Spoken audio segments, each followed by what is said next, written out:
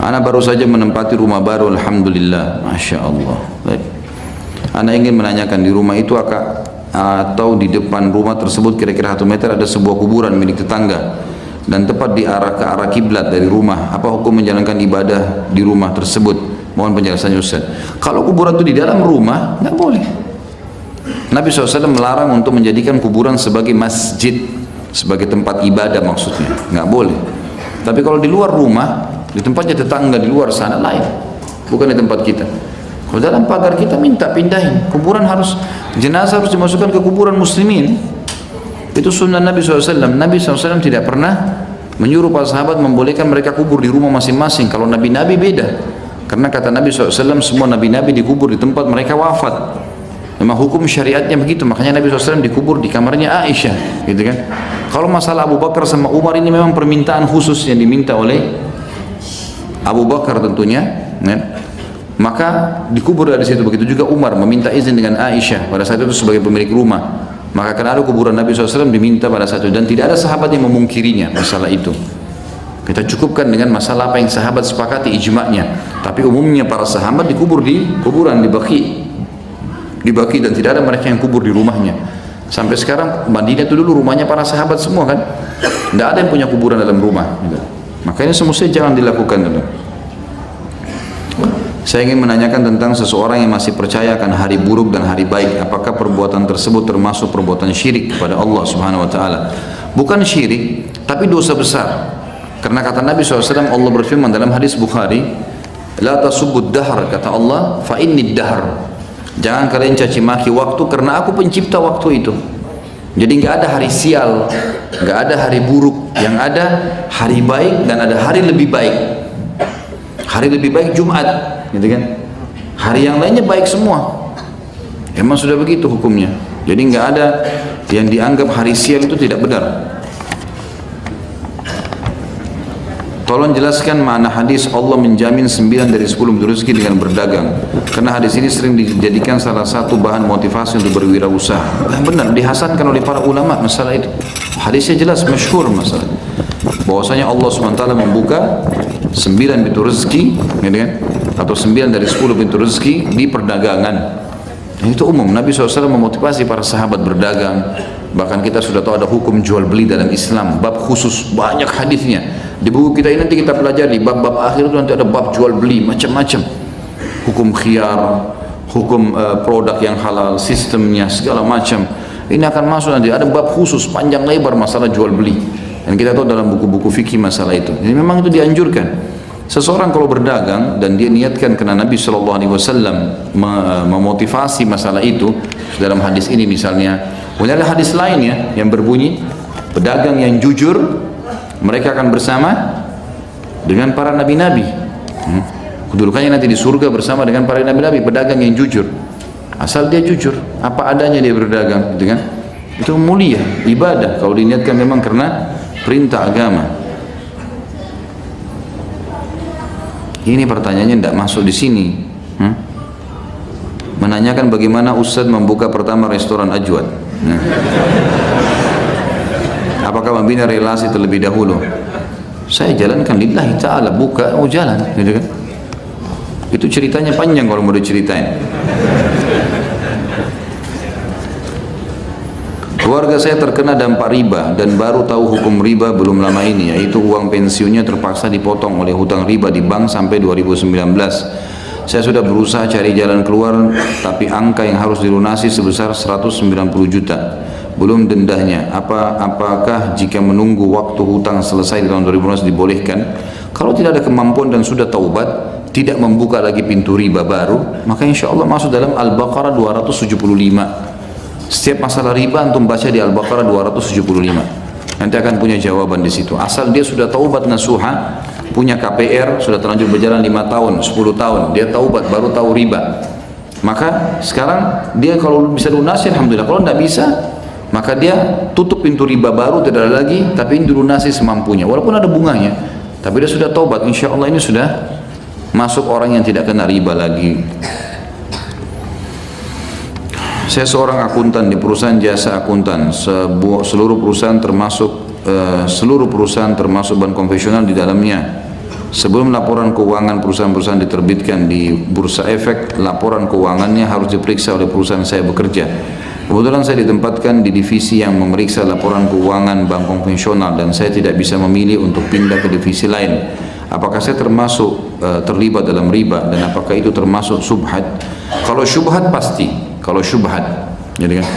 Tapi kalau perusahaan antum masih memiliki banyak selain bank konvensional yang dikerja, gitu kan, maka hindari divisinya tadi. Kalau tidak bisa, jangan dipaksain, jangan dipaksakan, jangan takut pindah dari tempat situ, cari tempat kerja lain.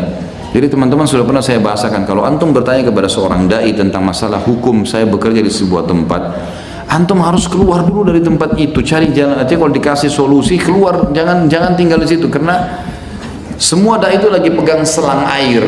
Saya lagi pegang selang air nih, antum lagi injak becek, tapi masih di beceknya, Ustadz bersihin saya. Kalau saya siram di situ, makin becek antum di sini. Artinya gini, kalau antum bertanya, sudah kemudian saya jelaskan hukum, tetap antum nggak keluar, itu lebih berat hukumnya daripada belum bertanya. Karena sekarang sudah terlanjur tahu udah hukumnya, lebih berat lagi. Jadi saya siram tambah becek di situ. Caranya keluar dari becek itu, baru saya siramin bersih itu. Semut di lubangnya dikasih rezeki. Apalagi antum beriman kepada Allah, harus punya iman yang baja ini, iman kerupuk. Nanti kerja apa, nanti makan cengeng betul, bismillah, melangkah. Kerja apapun laki-laki harus bisa, biar angkat batu. Maksudnya bukan anda merenggek, jangan antum anggap ini berarti penghinaan bagi penanya, bukan. Cuma saya motivasi, harus kuat imannya teman-teman sekalian. Lebih berat kita kalau harus berkonsekuensi menanggung dosa hari kiamat, lebih berat daripada harus mengurus. Apalagi kalau sampai editing antum atau sesuatu yang antum kerjain tadi, masalah antum memeriksa laporan keuangannya sehingga bank itu makin maju, dan punya andil di situ, punya andil. Haram akhi, nggak mungkin kita mengatakan itu halal. Tidak mungkin saya menjual akhirat saya untuk menjawab tidak boleh atau boleh, ya. Mohon doa untuk saudara kami yang sedang sakit kanker otak dan lagi mau proses pengobatan operasi, semoga Allah mengangkat menyembuhkan penyakitnya, insya Allah, mudah-mudahan. Dan semua muslimin mudah-mudahan yang sedang menghadapi masalah diangkat oleh Allah subhanahu wa ta'ala. Bagaimana ini besar begini, masya Allah, cuma ini.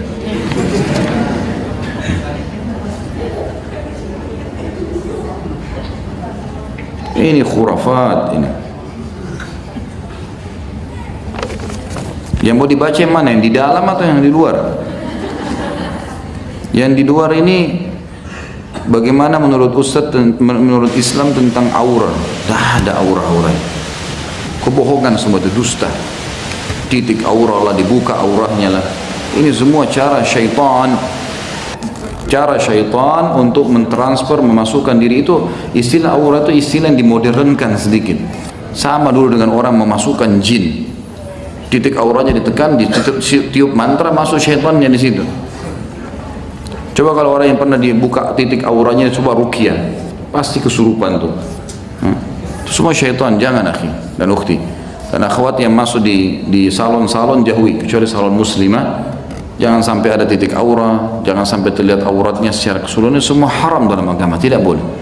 Nggak perlu buka-buka titik aura, nggak ada. Tidak pernah ada riwayat satupun Nabi SAW suruh sahabatnya buka titik auranya tuh.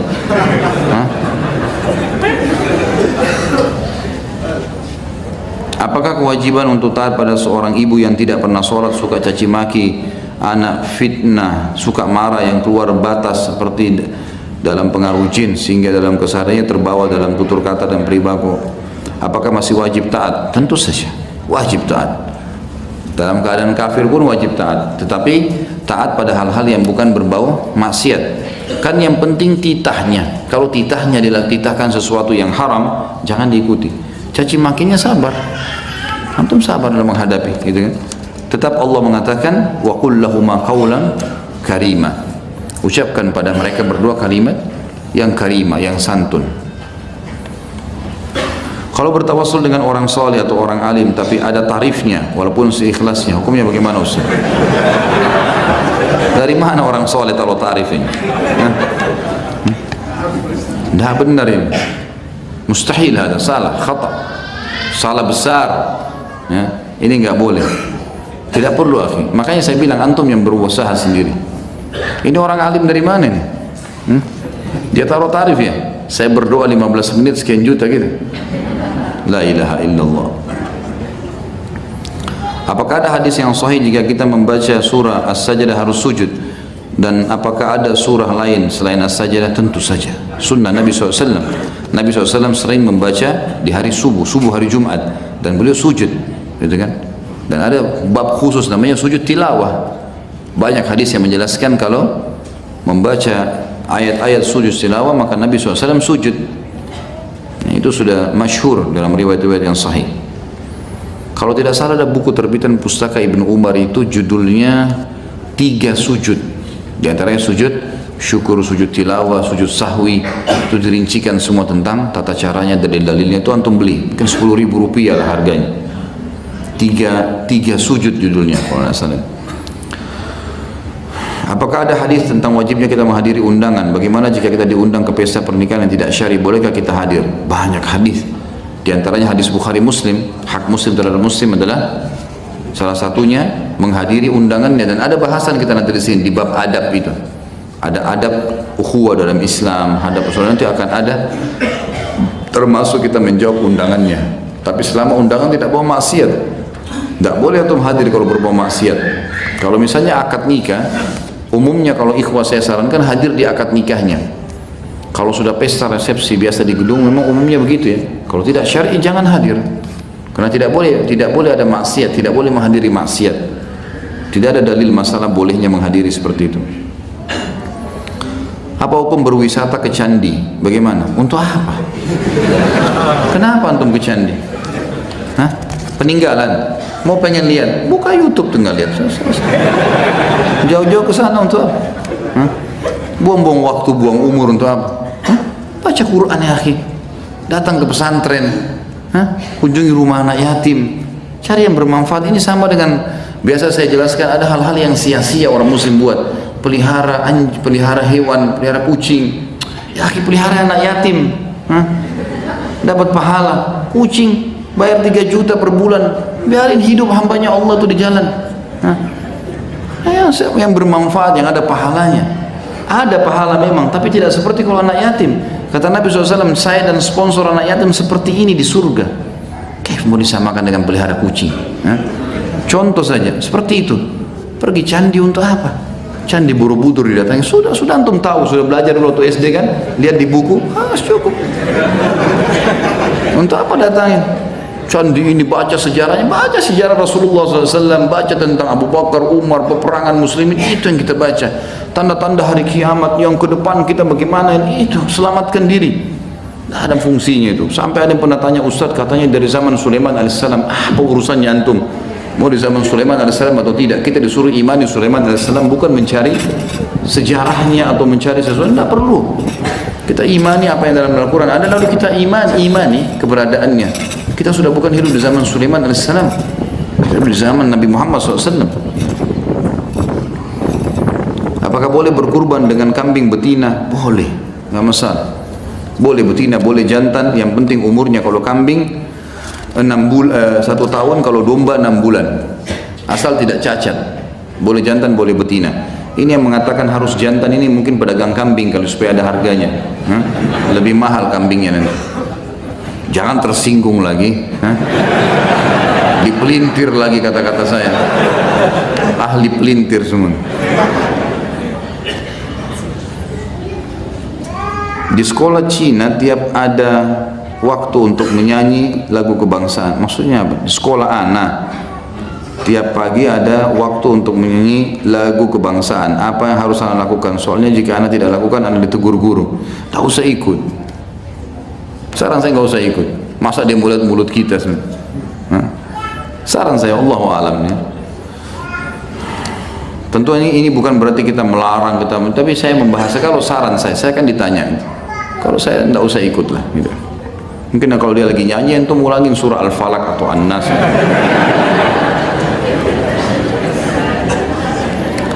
Lingkungan Anda kalau ada bayi baru lahir suka dipakaikan bawang putih kering dengan peniti, termasuk orang tua anak ketika adik anak baru lahir, apa yang harus anda lakukan? Bawang kering dengan peniti itu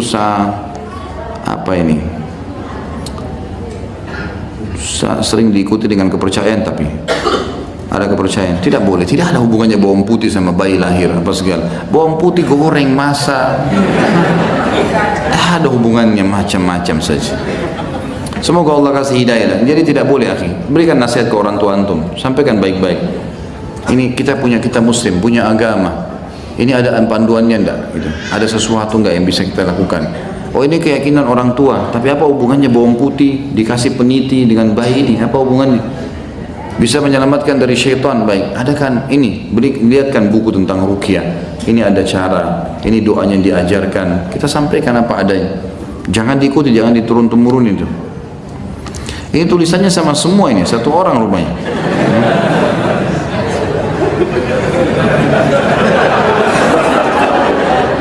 Diborong semua ya. Kalau ibu saya meminta saya untuk mencabut uban karena gatal, apa itu diperbolehkan? Sebenarnya kalau uban itu adalah fadilah dalam Islam, ya. Nabi SAW menyebutkan di dalam hadis kalau uban itu adalah cahaya pada hari kiamat, akan menjadi cahaya pada hari kiamat. Sampaikan ke orang tua itu. Ya, kalaupun harus ada diubah, maka bisa diubah dengan warna lain, tidak usah dicabut.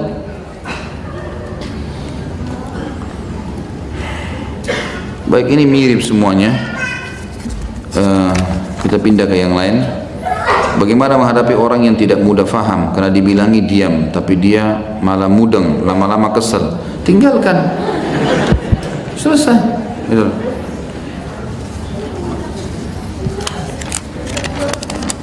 Kalau sudah dijelaskan kepada seseorang, teman-teman sekalian, dan dia tidak mau faham atau tidak bisa faham, kita nggak punya kewajiban, karena ingkar mungkar dan amar ma'ruf yang wajib yang pertama saja. Selebihnya sudah hukumnya sunnah. Sudah pernah kita jelaskan masalah itu. Bagaimana jika bertawassul dengan ayat Al-Quran tapi digantungkan di atas pintu rumah untuk menolak bala?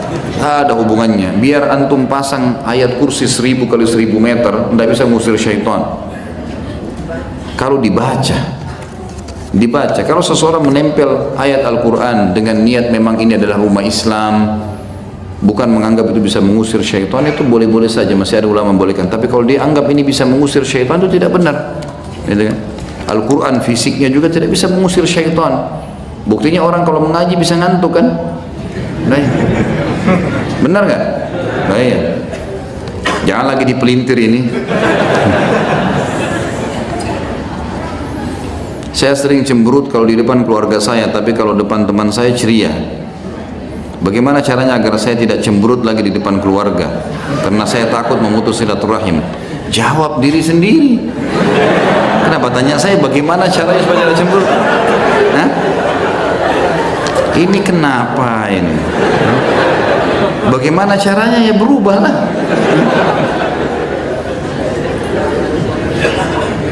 Kitab yang dikaji ini ada berapa jilid? Karena saya hanya sampai pasal 13 kitab yang saya miliki. Minhajul Muslim kalau yang cetakan ini full 1 jilid saja. Makanya saya pernah bawain kan, tinggal antum beli buku yang seperti ini, terbitan Darul Haq ini cuma 1. Di dalamnya ada 4 bab induk, ada bab akidah yang kita masih ada di dalamnya sekarang membahas, ada bab adab, ada bab akhlak, dan ada yang terakhir nanti bab muamalah fikih. Mohon doanya Ustaz, saudara saya Irwansa ingin bertawassul dari Jamaah Al-Fatah untuk kesembuhan saudara kita. Sudah 1 bulan dirawat di rumah sakit otak Cawang. Sekarang mengalami kebutaan mata dan kelainan otak. Semoga cepat diangkat penyakitnya dan istrinya diberi kesabaran dalam merawat suaminya. Insya Allah semoga saja apa yang diniatkan bisa diterima oleh Allah Subhanahu Wa Taala, dan juga semua niat baik muslimin diterima. Tadi Ustaz bilang kita harus bisa membaca apa ini?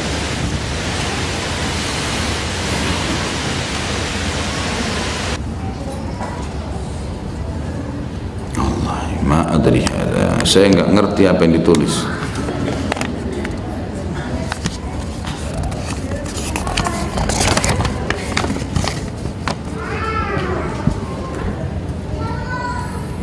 Saya ingin bertanya tentang masalah perzinahan. Saya punya saudara yang telah melakukan perbuatan zina. Semoga Allah Azza wa Jalla mengampuninya.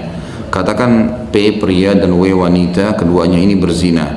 P dan W berzina lalu perbuatan itu diketahui oleh orang tuanya lantaran W hamil di luar nikah. Apakah boleh menikahkan P sama W ini dalam keadaan hamil, dan apakah menikahkan P dan W ini dalam keadaan sudah apakah boleh menikahkan P dan W dalam keadaan sudah melahirkan? Karena pada saat W hamil orang tuanya melarang menikahkan anaknya hingga anak itu lahir. Jadi bagaimana hukumnya yang sebenarnya Ustaz? Pada saat hamilkah atau anak itu sudah lahir kemudian menikah? Tentu pendapat yang paling kuat jumhur ulama mengatakan tidak boleh wanita hamil menikah. Tidak boleh. Karena Nabi SAW menemukan wanita-wanita yang hamil justru disuruh meletakkan hamilnya.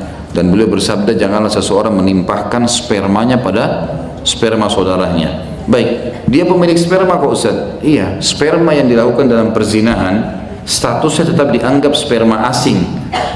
Walaupun pelakunya nanti dia nikah, dia letakkan spermanya lagi. Ini dianggap sperma sah yang benar, yang sah. Ini sperma yang tidak sah, walaupun dia pemilik sperma. Kan gitu. Karena ini dalam keadaan zina, dalam keadaan haram. Ini masuk dalam sabda Nabi SAW, jangan seseorang dari kalian meletakkan sperma di atas sperma saudaranya, maksudnya yang halal dan haram. Ini masuk di dalamnya. Baik, kalau seandainya ini jumhur ulama mengatakan tidak boleh. Ada satu celah disebutkan oleh Ibnu Taimiyah rahimahullah. Beliau berpendapat secara pribadi, dan ini sebenarnya tidak diumumkan fatwanya, tetapi karena di Indonesia banyak sering terjadi masalah ini, maka saya sebutkan. Ibnu Taimiyah mengatakan rahimahullah, ada satu celah di mana orang kalau berzina boleh nikah. Terutama kalau dinikahkan setelah melahirkan itu lebih tepat secara syar'i. Itu pendapat jumhur. Sampai melahirkan baru dinikahkan, gitu kan? Baik sama laki-laki yang sama atau sama laki-laki yang lain. Tapi sementara hamil jumhur menolak, tidak boleh. Ibnu Taimiyah mengatakan boleh nikah dalam kondisi hamil, tapi satu keadaan. Orang yang menikahinya adalah laki-laki yang sama dan dua-duanya taubat nasuha. Dua-duanya taubat nasuha. Jadi artinya betul-betul menyesali dosa itu. Mereka sudah janji sama Allah tidak akan mengulanginya, lalu mereka menikah. Ibnu Taimiyah mengatakan rahimahullah ini boleh dianggap sah. Karena ada hadis at-taubat tajubbu ma qablaha. Taubat menutupi dosa-dosa yang lalu, gitu kan? Maka ini dibolehkan.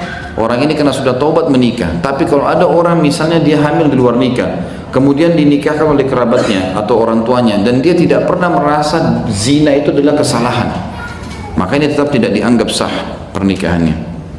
Allahu a'lam. Bagaimana hukumnya orang-orang yang berdoa dengan harta, dengan hanya mendengar apa ini? Orang yang memimpin doa dan mengucapkan amin tanpa mengucapkan lafaz doanya sendiri.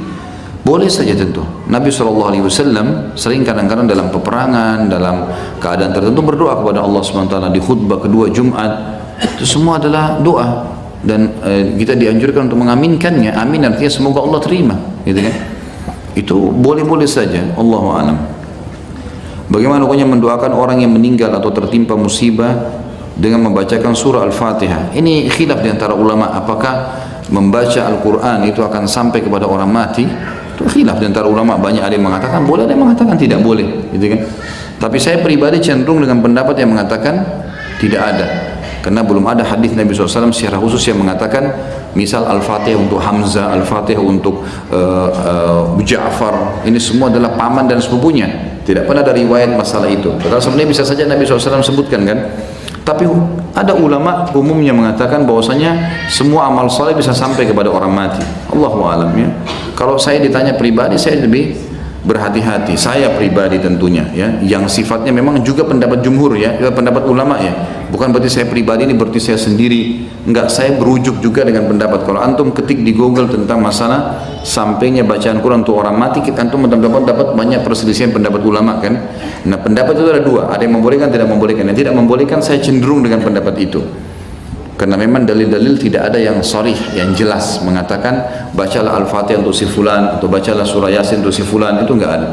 Tapi ada ulama yang mengatakan itu boleh, semua amal saleh masuk di istilah dengan amal saleh yang akan sampai kepada orang-orang mati.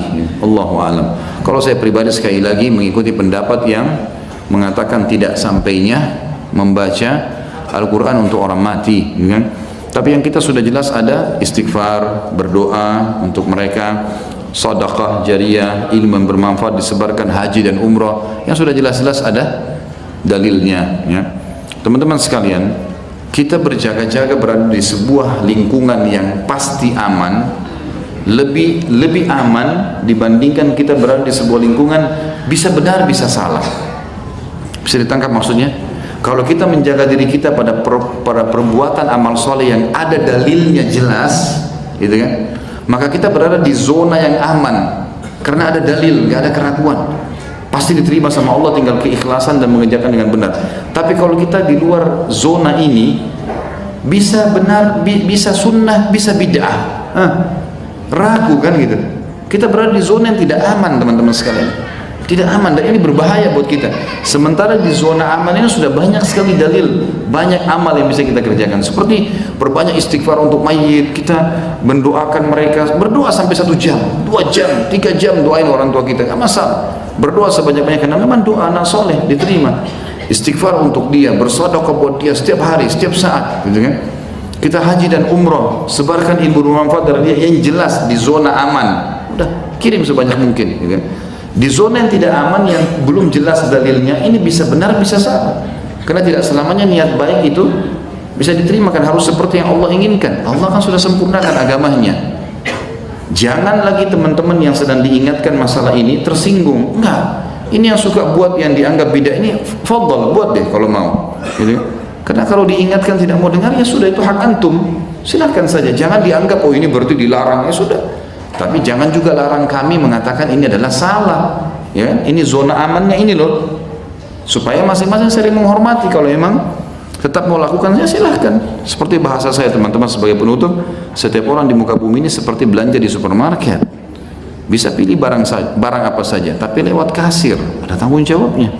Apalagi kalau sampai instruksikan orang mengerjakan tanpa ada dalil yang jelas, konsekuensinya berat, kan gitu. Lebih baik kita di zona aman, ini kerjain, ini hadisnya, ini ayatnya, pasti, ya. Itu aja kita sibukin diri. Bukankah itu lebih aman? Lebih aman, lebih baik. Mungkin begitu teman-teman sekalian. Semoga apa yang kita bahas hari ini bermanfaat buat kita semua. Kalau benar dari Allah, kalau salah dari saya mohon dimaafkan. Subhanakallahumma bihamdika, asyhadu an la ilaha illa anta astaghfiruka wa atubu ilaik. Wassalamualaikum warahmatullahi wabarakatuh. Bagaimana hukumnya orang yang menikah akibat hamil di luar nikah? Saya pernah mendengar bahwa pernikahannya tidak sah sampai bayinya lahir, baru boleh dinikahi. Bagaimana cara menyampaikan pada keluarga kita yang mengalami masalah seperti ini karena pernikahan tidak sah? Pendapat yang paling kuat, pernikahan wanita hamil di luar nikah tidak sah. Ini pendapat yang paling kuat. Jumhur ulama hampir sepakat masalah itu. Ada pendapat sebagian, ya, sebagian pendapat dari ulama yang mengatakan bahwasanya dianggap sah pernikahan itu kalau memang yang menikah dengannya adalah orang yang menghamilinya, dan itu pun Ibnu Taimiyah rahimahullah memberikan syarat harus dua-duanya taubat nasuha. Memang karena taubat, ada hadis yang mengatakan taubat tajubu ma qablaha, taubat membersihkan dosa yang lalu-lalu. Kalau dia bertaubat maka dianggap seperti dia tidak melakukan itu, dan mudah-mudahan dengan taubat pernikahan mereka sah. Anak juga kalau lahir dinisbatkan kepada orang tua sah. Tapi bagi orang yang tidak bertaubat, misal ada orang, saya tahu beberapa orang, mereka hamil berhubungan biologis sebelum menikah, kemudian setelah menikah pun tidak taubat, dianggap ini sesuatu yang biasa saja, ya. Maka ini pernikahannya lebih dekat kepada pendapat jumhur. Kalau dia nikah tidak sempat taubat, ini berarti tidak sah pernikahan, harus nikah ulang. Anak pun tidak ada penisbatan nama selama itu hamil di luar nikah. Saya 2 kali kehilangan anak prematur. Saya merasa kadang bersalah karena tidak bisa menyelamatkan anak saya. Karena fasilitas di rumah sakit yang dibutuhkan tidak ada. Sehingga saya harus berputar-putar mencari fasilitas yang ada. Tapi akhirnya tidak bisa diselamatkan. Bagaimana menurut Ustaz? Apakah saya berdosa? Tentu saja kalau sudah ikhtiar begini tidak dosa. Tidak ada hubungannya. Dan matinya anaknya ibu ini ajal. Karena ajal, bukan karena fasilitas tidak cukup. Ada orang melahirkan di bidan, ada orang di zaman dulu banyak di kampung-kampung kita, datang bidan ke rumahnya, diranjangnya dia melahirkan, selamat. Bukan karena fasilitas itu. Kuasa Allah. Kalau mati, khusus mati akidah seorang muslim karena ajal. Nggak ada hubungannya dengan fasilitas. Semua yang misalnya orang tabrakannya penyebab saja. Supaya ada histori dalam kehidupan manusia, oh ini karena tabrakan, oh ini karena sakit. Tapi intinya karena ajal. Karena kalau ajal belum datang, mau sakit separah apapun, mau sehebat apapun, tabrakannya tetap tidak mati. Jadi kematian anak ibu ini justru karena ajal. Dan berita gembira tentu bagi orang-orang yang meninggal anaknya sebelum balik. Yang penting sudah punya ruh, sudah 4 bulan di rahim, sampai sebelum balik. Kalau meninggal ini menjadi aset kita, aset di akhirat. Ya. Kata Nabi SAW, tidak ada kepada wanita-wanita di Madinah pada saat itu. Nabi ceramah khusus di depan para sahabat berkata, tidak ada seorang pun dari wanita di antara kalian yang kehilangan anaknya 3 sebelum balik. 3 kali keguguran misalnya, tapi sudah 4 bulan, sudah ada ruhnya. Sampai sebelum balik, sebelum 12-13 tahun, kecuali akan jadi penolong baginya pada hari kiamat masuk surga. Kalau ada seorang perempuan mengatakan, ya Rasulullah bagaimana dengan 2? Kata Nabi SAW, 2 juga. Lalu perawi hadis mengatakan, sahabat yang meriwayatkan hadis mengatakan, saya yakin kalau ada seorang wanita yang berkata, bagaimana kalau 1, pasti Nabi akan mengatakan 1 juga termasuk. Ya. Jadi ini aset.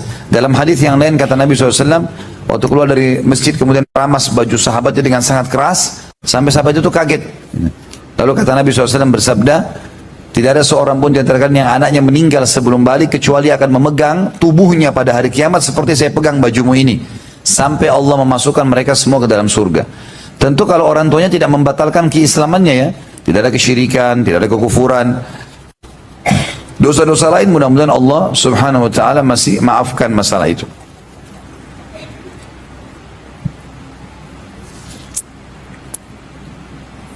Tolong berikan judul buku mendidik anak yang bagus menurut Ustadz, pengarang dan penerbitnya.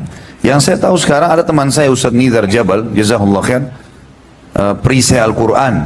Ya, itu beliau banyak sekali berkreasi sekarang di buku-buku untuk anak-anak. Yang saya tahu itu buku yang bagus. Ada serial sahabat, ada serial nabi-nabi, ada segala macam. Untuk yang lain saya masih belum.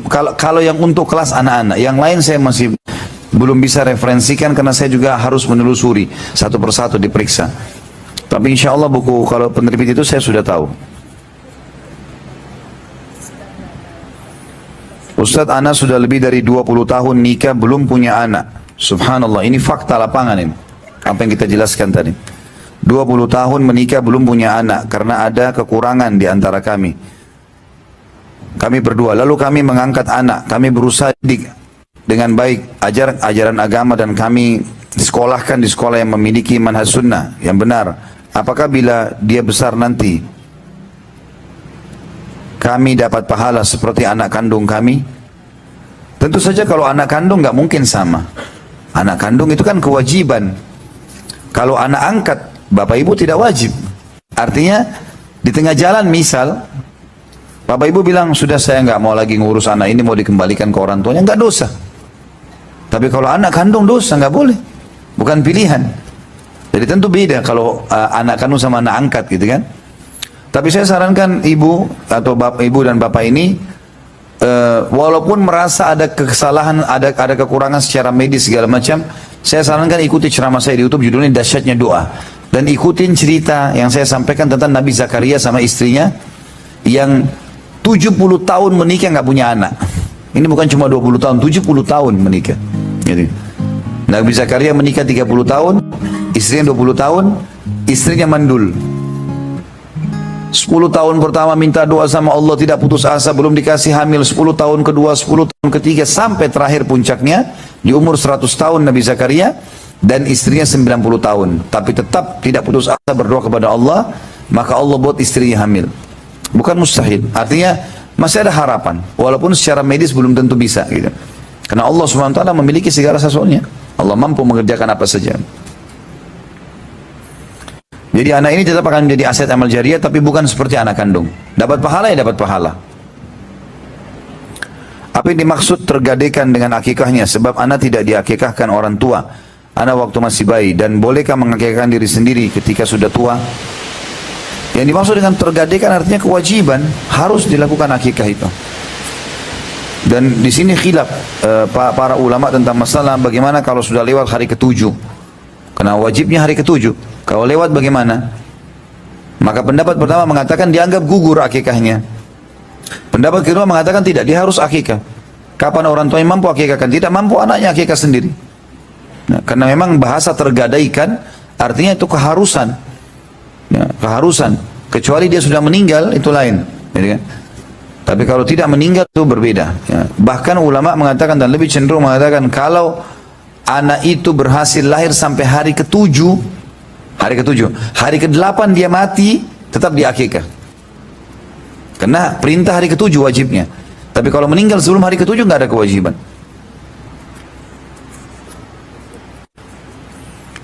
Saya menikah karena kecelakaan. Saya sangat khilaf sekali pada waktu itu. Bagaimana menjelaskan ke anak saya apabila sudah besar nanti menanyakan hal tersebut? Adakah kewajiban kami sebagai orang tua selain hak anak yang Ustaz sudah sampaikan tadi? Saya sarankan bapak atau ibu yang bertanya ini taubat nasuha dengan pasangan. Dan kalau sudah taubat nasuha, pegang saja pendapat Ibnu Taimiyah rahimahullah. Karena beliau tetap mengatakan kalau orang yang berzina sebelum nikah, kemudian hamil luar nikah, bisa anak itu ternisbatkan pada dia, bisa. Syaratnya mereka taubat dua-duanya. Karena beliau, pendapat pribadi beliau ya. Tapi saya lihat ini sebuah jalan keluar bagi umat. Ya. Tentu ini tidak mungkin diumum-umumkan ke sana sini, tapi karena ini ada pertanyaan juga, kita jelaskan. Dan sudah saya jelaskan juga dalam materi kita. Tadinya bahwasanya ini jalan keluar yang sangat luar biasa dari Allah SWT melalui lisan Ibnu Taimiyah rahimahullah, gitu kan. Jadi kalau mereka sudah taubat nasuha, maka dianggap ya anaknya boleh dinisbatkan kepadanya walaupun tadi dari hasil zina. Bagaimana hukumnya seorang anak laki-laki yang menunda menikah karena masih menanggung nafkah untuk kedua orang tuanya, sedangkan penghasilannya hanya mencukupi hal tersebut? Ya. Dia menikah dengan orang yang sepadan, karena kan menikah bukan berarti berlebih-lebihan dalam membutuhkan nafkah. Misal gini, seseorang di antara kita laki-laki sini masih bujang belum menikah. Dia punya pendapatan misalnya 3 juta rupiah. Orang tuanya butuh di rumah misalnya 3 juta itu dipakai untuk kebutuhan rumah, masak. Dia juga termasuk makan di situ misalnya. Istrinya datang, dia cuma tinggal menambah 1 piring makanan kok. Tidur bersama dia. Nggak ada sesuatu yang besar. Kecuali kalau memang dia menikah dengan wanita yang royal misalnya ya. Butuh segala macam tambahan, ada banyak-banyak permintaan, itu lain. Tapi kalau tidak, menurut saya Allah alam tidak ada. Pernikahan tidak harus dihubungkan dengan kekayaan yang besar kok. Menikahlah dengan orang yang sepadan. Sebagaimana sabda Nabi SAW, wa ankihul akfa aminkum, menikahlah dengan orang yang sepadan. Tapi kalau misal akh yang bertanya ini memang sifatnya masih bisa mengontrol syahwat ya, masih tidak ada masalah di situ, maka tidak ada masalah. Menurut saya urus dulu orang tuanya gak ada masalah. Karena ini kan juga tidak tahu berapa umurnya tadi ya. Tapi kalau misalnya dia merasa berbahaya, bisa terjerumus dalam perbuatan dosa, maka ya nikah. Gak ada hubungannya dengan prestasi dunia itu. Ya, kan? Susah nikah di Jakarta karena biaya besar misalnya, cari di kampung-kampung banyak. Nah iya, saya dengar di waktu saya lagi berkunjung di salah satu kota di Jawa Timur, saya temukan ada beberapa wilayah yang orang menikah dengan 2,5 juta nikah, dan istrinya boleh dibawa. Insya Allah itu satu solusi yang sangat baik.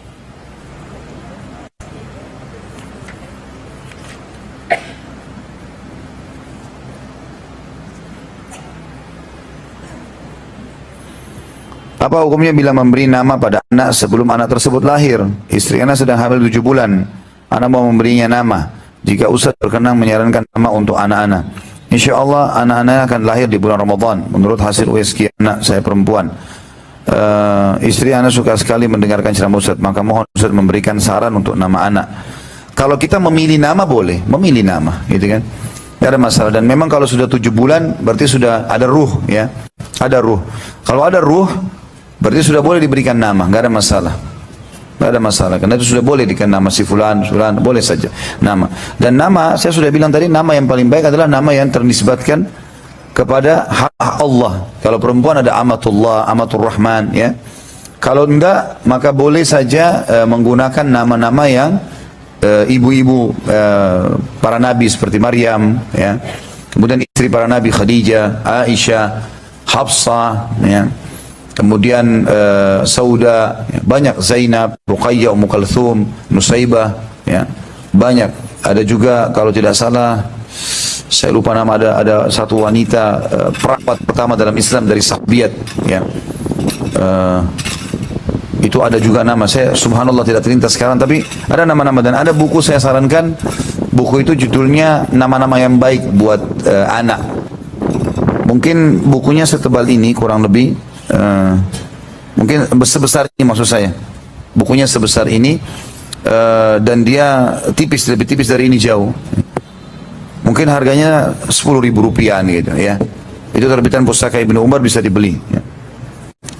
Kalau saya menyarankan secara pribadi, maka saya menyarankan secara umum gitu, lebih baik secara umum.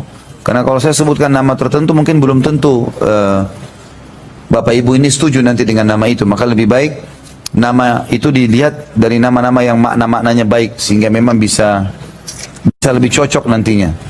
Kadang-kadang sebenarnya juga kalau ada orang yang menanyakan atau minta kepada saya, mengatakan, Ustaz tolong berikan nama, saya biasanya menanyakan mau dimulai dengan huruf apa gitu. Kemudian saya coba carikan, telusuri. Kalau saya temukan, sampaikan. Kalau enggak, maka saya biasa pandukan ke buku-buku yang ada ini. Ada lagi enggak? Masya Allah. Ini sudah disortir begini. Bagaimana kalau enggak disortir? Apakah dalam Islam ada ajaran tentang KB di zaman sekarang ini? Apakah boleh seseorang perempuan istri ikut KB? Boleh saja. Setahu saya nggak ada larangan, kecuali bahan-bahannya haram. Ada dua hal yang harus diperhatikan dalam program KB ini. Yang pertama, bahan-bahannya halal atau enggak. Yang kedua, tentu selain KB dengan segala programnya ya, boleh saja. Misalnya suntik, minum kapsul, atau mungkin orang sekarang pasang spiral dan seterusnya, ini halal boleh saja. Ini yang pertama boleh, asal bahannya halal. Yang kedua, ini tidak boleh lepas. Ya. Niatnya bukan karena tidak mau punya keturunan, tapi mengatur keturunan. Itu boleh. Misal, kita memberikan hak anak, pertama nyusuin 2 tahun. Nanti tahun ketiga, baru hamil misalnya. Jadi setiap 3 tahun itu nggak masalah. Karena Nabi SAW menyuruh bahkan, ya kita memiliki keturunan yang banyak. Kata beliau dalam hadis yang sahih, Tazawwajul waludul wadud fa inni mukatsirun bikum umam yaumal qiyamah. Menikahlah dengan wanita yang subur dan juga penyayang. Salah satu makna penyayang adalah cinta dan urus suaminya serta mau memiliki anak yang banyak. Karena hubungannya antara kasih sayang dengan kalimat sebelumnya subur. Kata Nabi, nikahilah wanita subur dan penyayang. Ya. Karena saya bangga dengan jumlah umatku pada hari kiamat. Jadi makna penyayang sini maksud dalamnya adalah memiliki keturunan yang banyak. Karena Nabi tutup, buka dengan subur, hadisnya tutup dengan kalimat, saya bangga dengan jumlah umatku yang banyak pada hari kiamat. Ya. Jadi ini selalu ada waswas syaitan kepada para ummahat kita muslimat agar menahan keturunan mereka. Ini nggak boleh nih. Kecuali ada udzur-udzur syar'i ya. Misal kalau dia hamil lagi bisa anaknya lumpuh, cacat ya, atau mungkin bisa mengancam jiwanya, itu lain. Lalu dokter menyarankan agar disterilkan saja, itu nggak ada masalah. Kalau memang bahaya. Makanya ibu-ibu juga jangan buru-buru operasi. Ya. Nikmatilah proses ibadah itu. Nah, kalau seandainya orang beda nikmatnya orang ibadah haji, gitu kan? Dalam kondisi menikmati semuanya dengan orang yang semuanya serba terfasilitasi. Misalnya tidak ada sama sekali dia lihat jemaah haji yang lain, dia punya jalur khusus, nggak ada macet, nggak ada segala macam, nggak rasakan apa-apa. Beda ibadahnya dengan orang yang merasakan suka dukanya itu. Dan Allah akan memberikan sesuai dengan kadar juhud itu. Ya. Makin beda pahalanya orang yang sholat di musim dingin, ya, dengan orang yang sholat di biasa-biasa saja, udara nggak ada masalah. Beda sesuai dengan kadar juhudnya dan upayanya. Jadi sabarlah wahai muslimat, ya. Sekarang ini luar biasa, manjanya bukan pada tempat, ya. Jadi semuanya mau cepat-cepat. Bisa normal enggak? Operasi aja. Suami saya mampu kok. Betul suami mampu.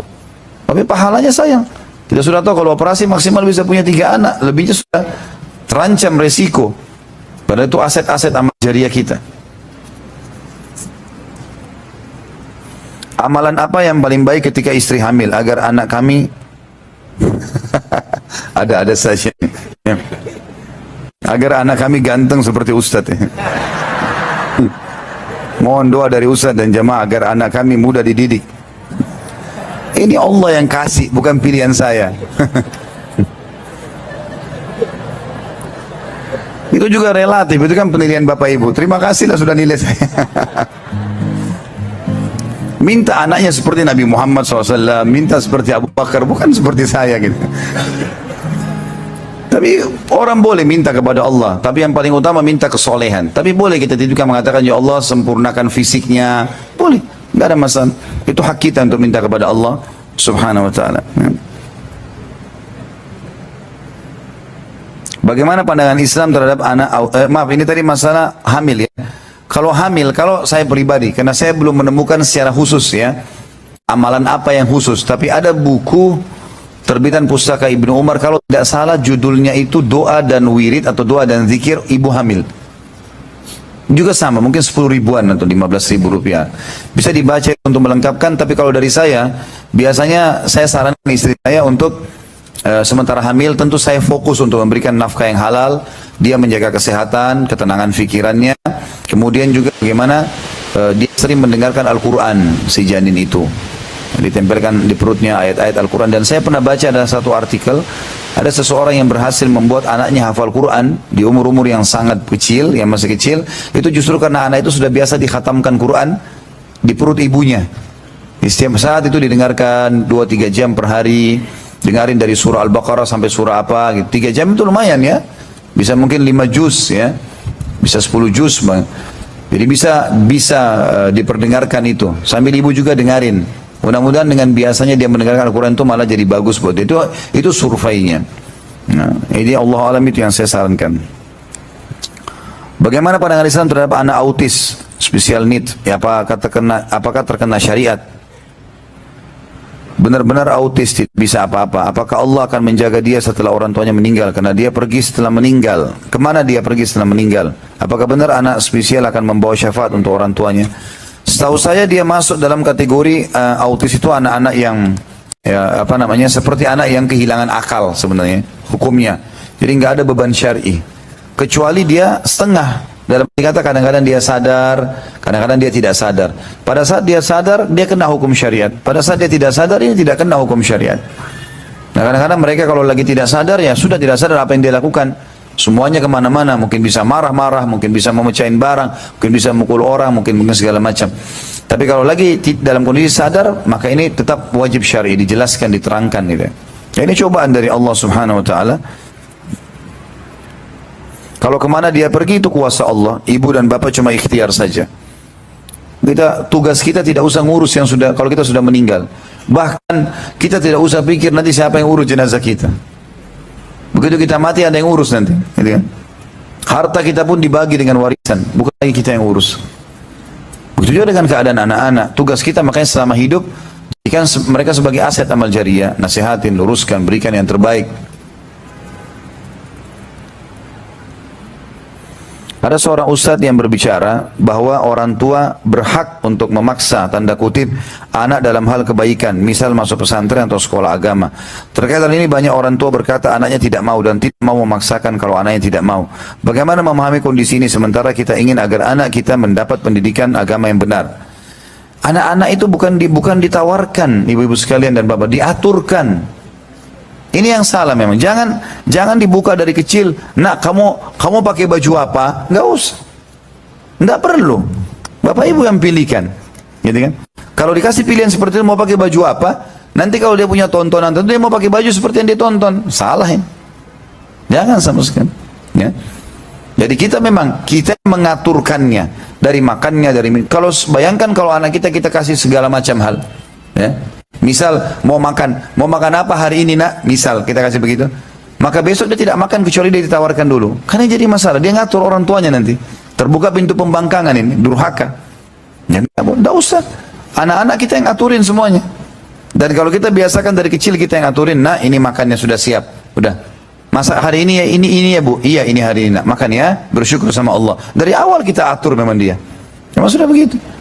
Pesantren nanti insya Allah ayah sama ibu akan antar kamu ke pesantren, kita lihat pesantrennya ya. Ini pesantren, ayah sama ibu mau kokohin sekolah di sini. Dia akan patuh kalau kita sudah biasakan dari kecil. Tapi kalau kita sudah dari awal selalu ajak dia musyawarah, salah ini. Anak-anak bukan didengar pendapatnya, diatur pendapat supaya dia jalan dengan pendapat itu. Anak-anak itu kan kita kayak ngaturin dia kendaraan, transportasi dalam kehidupan. Jadi jangan salah kalau kita kasih opsi itu. Terutama anak perempuan. Ini anak perempuan luar biasa. Karena perempuan sering terbawa dengan ego dan perasaan dari masih kecil. Kalau anak laki-laki, ibu masih tanya misalnya, nak mau pakai baju biru atau pakai baju merah? Kadang-kadang anak laki-laki itu dia akan mengatakan yang ini aja bu, atau terserah ibu. Kalau anak perempuan tidak. Sekali ibu tawarin mau pakai baju ini atau baju ini nak, dia pilih misalnya. Besok dia tidak akan pergi kecuali dia pilih baju yang dia mau. Ada ego yang terbawa. Maka biasakan kita sebagai orang tua yang atur, kita yang beliin, kita yang pakein. Udah mereka tinggal tahu terima jadi. Karena kita mau dia terbentuk begitu sampai dia berumah tangga nanti. Itu yang paling ideal, paling bagus gitu. Ya, termasuk masalah pesantren itu bukan pilihan itu. Itu memang kita mengaturnya. Dan kita mengatur sudah langsung ya. Ini sekolah kamu nanti di pesantren ini. Ayo kita pergi sama-sama. Nanti ayah sama ibu datang sebulan sekali misalnya. Penuhi kebutuhan belajar yang benar. Nah, poinnya selalu begitu. Jadi anak-anak sudah langsung ikutin kita saja. Instruksi. Itu yang paling tepat kalau dalam pendidikan anak. Mengenai nafkah untuk anak. Saya seorang dokter umum. Maaf tadi masalah tanda kutip memaksa ya. Kalau sudah terlanjur anaknya diberikan opsi-opsi penawaran dan anaknya tidak mau, maka tanda kutip paksa ini masih terbuka pintu, tapi kalau saya masih rincikan. Kita boleh paksa kalau kita melihat tidak ada unsur negatif secara kejiwaan ya. Apalagi kadang-kadang kalau orang tua memaksakan di tempat yang salah. Kayak pesantrennya kotor ya. Terlalu jauh juga dari orang tua. Itu juga perlu jadi bahan pertimbangan tentunya. Wajar orang mempertimbangkan itu gitu ya. Di Jakarta misalnya, di sekitar Jakarta, di sekitar Jawa Barat, oh yang dekat-dekat mungkin bisa terjangkau. Tapi kalau dia kirim anaknya misalnya ke Sumatera jauh atau ke mana, gitu kan, terlalu jauh buat dia. Gitu. Kesian juga memang dari satu sisi. Jadi kita juga harus punya pertimbangan-pertimbangan itu dirincikan dulu. Jadi kita memaksain tanda kutip di mana, di tempat yang dekat, kita terjangkau, bisa kita melihatnya, bisa kita tahu perkembangannya, ya. Memantau itu penting, gitu. Dan selalu kalimat motivasi. Buat ibu sama ayah bangga ya nak ya, hafal Quran ya. Ayahnya kasih motivasi, kalau hafal Quran nak, nanti ayah kasih hadiah ini. Jadi kita memang motivasi dia. Mengenai nafkah untuk anak, saya seorang dokter umum yang berencana untuk melanjutkan pendidikan spesialis. Waktu 4-5 tahun.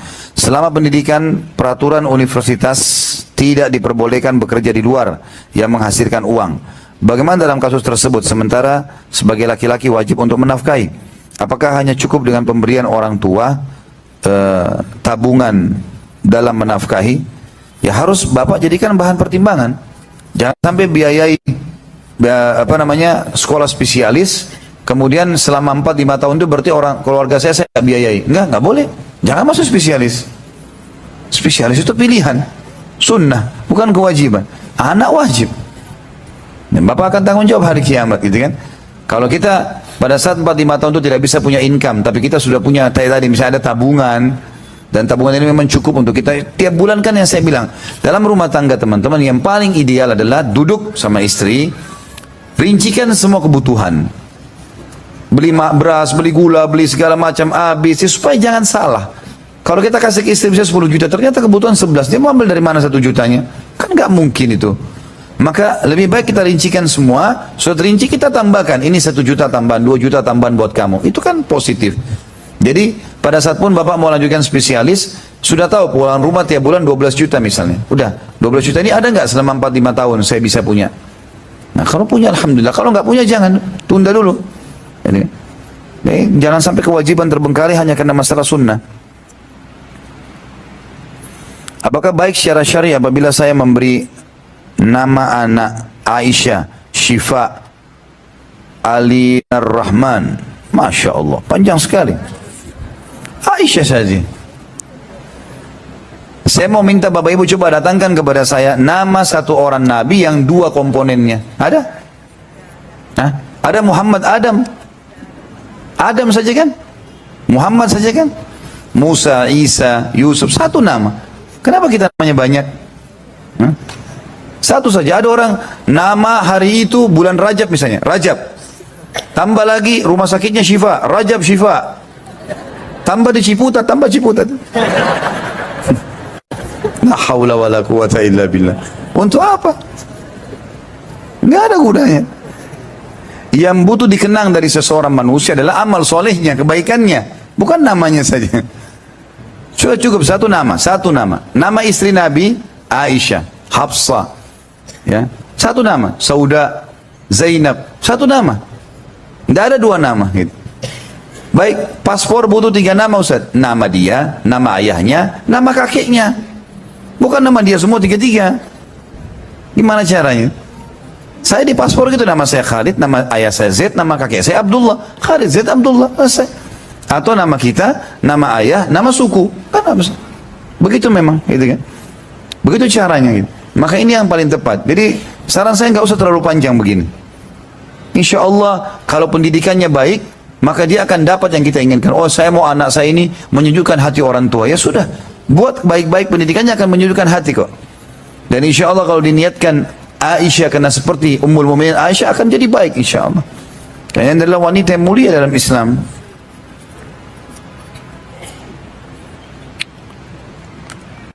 Saya memberi nama saya seperti nama Ustadz. Semoga kelak menjadi orang yang berilmu dan berakhlak.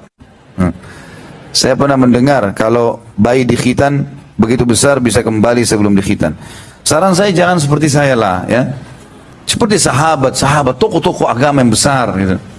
Tokoh agama besar banyak, Abu Bakar, Umar, Uthman, Ali. Khalid pun niatkan Khalid bin Walid, bukan Khalid bin Zaid. Terlalu kecil sekali kalau saya, gitu. Niatkan sahabat, pejuang Islam yang besar, gitu kan. Insya Allah mudah-mudahan itu lebih positif. Niatkan ke situ. Innamal a'malu binniyat. Saya pernah mendengar kalau bayi dikhitan begitu besar bisa kembali sebelum dikhitan. Apa maksudnya ini? Saya pernah mendengar kalau bayi dikhitan begitu besar bisa kembali sebelum dikhitan. Tidak, sama sekali enggak. Enggak ada hubungannya. Maksudnya kembali seakan-akan belum dikhitan. Gimana caranya? Enggak mungkin itu. Anak Ustadz berapa umurnya itu dikhitan? Baru berapa hari lahir? Anak saya baru berapa hari lahir? Saya bawa ke satu klinik dekat rumah dikhitan, alhamdulillah. Pakai apa yang sekarang? Laser ya? Ya alhamdulillah, selesai. Gak ada masalah. Anak perempuan saya sebentar lagi lulus SMP, tapi dia tidak ingin lagi melanjutkan ke sekolah formal. Dia hanya ingin belajar ilmu agama saja. Tapi bapaknya tidak setuju jika tidak ada pendidikan formalnya karena terkait ijazah. Saya coba cari jalan tengahnya dengan mencari sekolah agama yang ada pelajaran formalnya, tapi yang sudah banyak saya temui biayanya lumayan mahal, sedangkan ekonomi kami belum bisa dikatakan mampu ke situ. Jika dipaksakan saya khawatir suami akan nekat melakukan pinjaman riba lagi. Ikhtiar apa yang saya harus lakukan Ustaz? Mengingat saya baru berhijrah menuju sunnah ini masih sangat baru sekali. Itu pun alhamdulillah hidayah Allah beri melalui anak saya. Akan tetapi suami saya belum, karena itulah dalam hal ini saya bingung antara keinginan anak dan suami yang dengan kondisi ekonomi kami sekarang ini.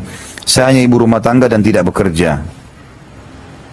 Bagaimana memilihkan sekolah yang baik dan benar manhajnya untuk anak khususnya perempuan? Apakah boleh anak perempuan mondok pesantren dalam atau luar kota dalam kondisi tidak memiliki mahram?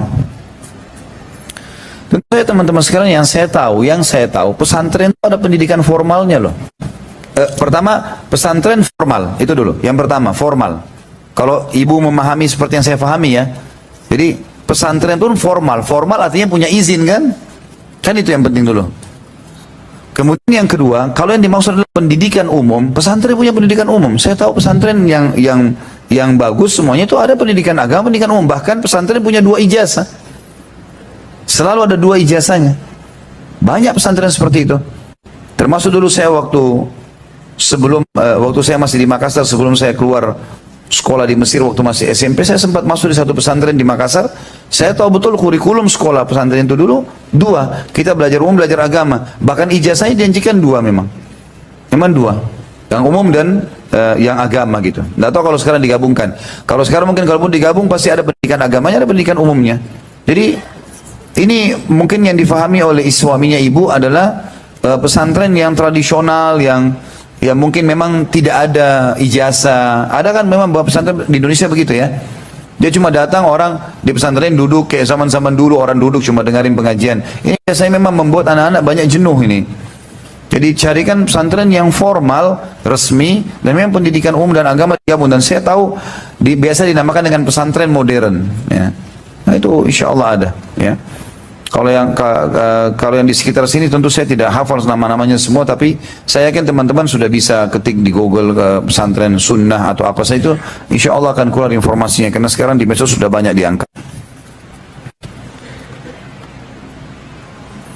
Doa agar anak menjadi yang saleh. Banyak diantaranya dalam surah Al-Ahqaq, ya. Allah sebutkan, sebentar saya lihat dulu ayatnya. Kalau nggak salah kita sudah sebutkan pertemuan yang lalu itu, ya. Doa dalam surah Al-Ahqaq itu, surah nomor 46 ayatnya saya lihat dulu.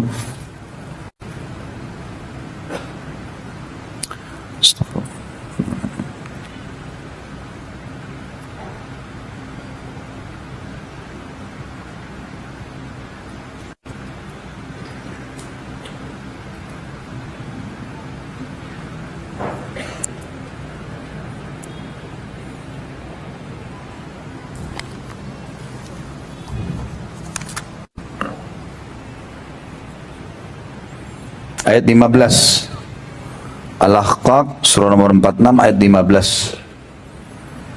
Al-Ahqaq 46 ayat 15 dengan As-Saffat surah nomor 37 ayat 100. Jadi ada dua ayat itu, ya. Yang saya tahu tentunya, tentu masih ada yang lain, tapi ini yang mungkin keterbatasan ilmu saya sampai di situ. Al-Ahqaq surah nomor 46 ayat 15 bunyinya, a'udzubillahi minasyaitonir rajim, rabbi auzi'ni an ashkura ni'mataka allati an'amta 'alayya wa 'ala walidayya wa an a'mala salihan tardahu wa aslih li fi dhurriyyati. Ini saksi bahasan, aslih li fi dhurriyyati inni tubtu ilaika wa innani minal muslimin. Ya Tuhanku, karuniakanlah aku agar mudah mensyukuri nikmatmu padaku dan kepada kedua orang tuaku, dan mudahkan aku untuk beramal saleh serta perbaiki keturunanku. Sesungguhnya aku telah bertaubat kepadamu dan aku termasuk orang-orang yang menyerahkan diri. Kalau As-Saffat tadi surah nomor 37 ayat 100 bunyinya, Rabbi habli minas salihin. Ya Allah, karuniakanlah aku keturunan yang saleh.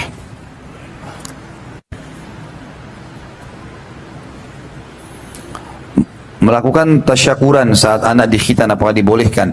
Setahu saya tidak pernah ada sunnahnya ini. Khitan-khitan saja, nggak usah buat acara. Kalau akikah masih dibolehkan oleh para ulama karena memang dasarnya kita disuruh sembelih memang. Tapi tidak pernah ada hadis kalau khitan kemudian disembelihkan kambing misalnya. Karena menyembelih kambing dan pada saat akikah itu berarti termasuk sunnahnya membagikan kepada orang. Karena Nabi SAW pada saat Hasan dan Husain di akikah, maka beliau mengambil sebagian dagingnya dan menyuruh Ali bin Abi Thalib menyebarkan, membagi kepada masyarakat Madinah. Maka ulama mengatakan kalau akikah boleh kita, ya, memberikan makan kepada orang, mengundang orang makan atau membagikannya boleh. Tapi kalau khitanan tidak pernah ada sunnahnya. Khitannya khitan saja gitu. Kalau anak laki-laki yang sudah menikah itu tetap masih tanggung jawab orang tuanya bukan? Tentu saja tidak lagi. Anak laki-laki hanya sampai balik, apalagi menikah. Jauh sekali. Jadi sunnah saja kalau bapak mau bantu itu sunnah. Kalau orang tuanya tidak pernah menasihati anak laki-lakinya yang sudah menikah dan anak itu bermaksiat, apakah orang tua akan menanggung dosanya? Tentu saja. Kalau dia tidak pernah nasihati anaknya, dia tidak pernah ingatkan, bahkan kalau salah dia biarkan, seperti banyak orang tua sengaja membiarkan anaknya zina, ya. Bahkan dia dukung pada saat pacaran, keluar dengan pacarnya, tentu saja dia tanggung dosanya. Kenapa dia biarkan kemungkaran? Nggak boleh. Ya. Harus dia bilang, sekarang dinasihatin supaya dia putus dari dosa itu. Dia nasihatin, nah ini nggak boleh, haram. Dulu ayah atau ibu salah, nggak nasihatin kamu. Ini haram loh. Setelah itu dia buat, dia dosa sendiri. Bapak ibu sudah lepas tangan karena sudah nasihatin. Tapi kalau kita diam saja, ini kita termasuk punya andil di situ. Apakah kalau cuma berdoa dan bersabar dalam menghadapi anak laki-laki tanpa dinasihati, apakah doa akan dikabulkan tanpa harus kita berikhtiar? Tentu saja seharusnya dinasihati. Jangan dinasihati, nasihatin semampu bapak, semampu ibu saja. Nasihatin. Ya, mungkin karena dari awal waktu masih kecil telat atau salah dalam pendidikannya, tapi belum telat untuk memutuskan dosa kita. Dalam arti kata, jangan sampai kita karena tidak nasihatin, akhirnya kita dapat dosa. Sebagaimana saya jelaskan tadi. Doa itu adalah melengkapi semua itu, upaya ikhtiar kita. Kapan usia terbaik untuk anak masuk pesantren? Apakah anak tidak kehilangan kasih sayang orang tua jika masuk pesantren? Apakah ada riwayat sahabat-sahabat Nabi yang menitipkan pendidikan anaknya ke orang lain? Tentu saja teman-teman sekalian, kalau usia yang ideal, saya yakin sekarang di Indonesia sudah diadakan survei, makanya pesantren rata-rata kelasnya SMP dan SMA, jadi di antara 12 tahun sampai tamat ya, jadi kurang lebih 6 tahun setelah itu, jadi sampai 18 tahun. Biasa dikenal dengan sanawiyah dengan aliyah, ya, atau apalah istilahnya. Mungkin ada perubahan-perubahan di beberapa pesantren, tapi yang jelas ini SMP SMA adalah umur memang paling ideal, karena umur di mana terbentuk pribadinya. Kalau masalahnya masukkan pesantren, apakah kasih sayang orang tua kurang? Tentu saja tidak. Justru bentuk kasih sayang kita menyelamatkan dia. Kan, kecuali kalau bapak ibu bisa ekstra hati-hati. Ada masya Allah beberapa keluarga yang saya tahu suami istri memang luar biasa waktunya, luar biasa buat anak-anaknya. Duduk diajarin tahfidz, kan? Istrinya ngajarkan bahasa Inggris, ngajarkan segala macam. Ada orang yang begitu, itu lain, tidak butuh pesantren. Tapi kalau bapak ibu sendiri nggak punya bekal agama, apa yang mau diajarin ke anak-anak? Kalau cuma siapin makan habis itu, waktu dia masih banyak kosong. Itu harusnya kita gerakkan, ya. Harusnya kita gerakkan. Kalau yang saya lakukan, anak-anak saya, ada yang perempuan saya tidak masukkan pesantren, tapi karena memang istri bisa mengawasin di rumah, kemudian juga saya coba buatkan padat program. Jadi misalnya habis pulang sekolah jam 2 siang, itu saya memang sudah aturkan, bukan pilihan, bukan mengatakan nak mau atau tidak, enggak. Tahfidz Quran sampai asar. Ya. Kemudian habis asar dia bisa pulang ke rumah istirahat, murajaah, pulang ke rumah, habis antara maghrib isya bisa dia boleh istirahat. Ya. Tapi alhamdulillah itu juga efektif, gitu kan? Itu juga efektif. Yang paling dasar sebenarnya kalau anak laki-laki, itu yang paling dasar ke pesantren. Kalau anak perempuan, tadi juga ada yang lupa saya jawab, bagaimana kalau anak perempuan sekolah di pesantren dan tanpa mahram? Kalau pada saat pergi bapak ibu sudah antar, tiba di lokasi nggak ada masalah. Karena mahram dibutuhkan pada saat perjalanan. Kalau saat tiba di lokasi, sekarang istri saya mau ke Surabaya, saya temanin sebagai mahramnya. Begitu tiba di Surabaya, saya tinggal, dia sama keluarganya, sama itu tidak ada masalah, sudah tiba ke lokasi. Ya, jadi bisa saja. Nanti kalau mau pulang lagi, Islam tinggal sampai 6 tahun di sana. Sampai 6 tahun, gitu kan. Barulah setelah itu Nabi SAW tinggal di Mekah. Tapi memang zaman dulu belum ada sekolah formal kayak kita. Kalau sekarang kan pesantren ini sudah sangat memudahkan kita. Masuk sudah ada asrama, ini asramanya Bapak Ibu, ini kurikulumnya, ini peraturan pesantren. Kita bisa tanya kan. Kita bisa bilang, ada pesantren yang Masya Allah high quality semuanya. Banyak sekali. Ya, banyak sekali yang saya tahu, Masya Allah pesantren itu bagus gitu. Yang saya tahu kalau kayak agak jauh di Jawa Tengah sana ada pesantren Al-Irsyad. Kenapa ini?